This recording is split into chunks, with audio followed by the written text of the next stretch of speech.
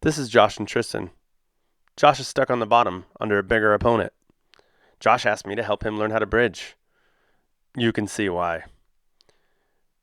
This is Josh after he learns how to bridge. Stick around and I'll give you some tips so you can bridge like Josh. Alright, so I'm stuck in a head and arm position, or Kesa Gatame, or whatever you want to call it. There's a lot of different ways to get out of here. If he's really bad at it, I can frame on his face and put my leg out and trip him. But he's probably not that bad at it, and he's got his head down, and he's doing the smart thing. This is where learning how to feel someone's weight comes in really handy, and being able to bridge in every direction comes in really handy.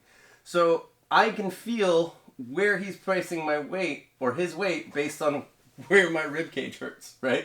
So I can feel him right here putting all of his weight that direction.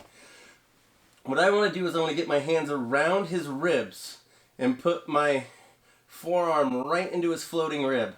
Yeah, see that little face he made? That's what we always want them to make. So I'm going to put my hand right in his floating rib, grab my own hand. Both of my shoulders are on the mat. Almost always when you're on the bottom, both of your shoulders on the mat is a bad idea. So I'm going to kind of move towards him a little. Right? My hips are off the mat. I'm trying to keep one shoulder off the mat. And that's going to force him to keep pressure going towards me. And as I feel that pressure going towards me, my feet are going to come close to my butt again. I'm going to go from my inside leg to my outside shoulder with a big bridge.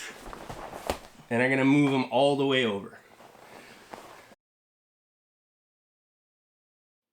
Again, what I want to do here is get my far shoulder and far hip off the mat, get my feet close to my butt, my hips close to my opponent's hip, and then I'm going to push from my near foot all the way to my far shoulder, bridging in a diagonal fashion,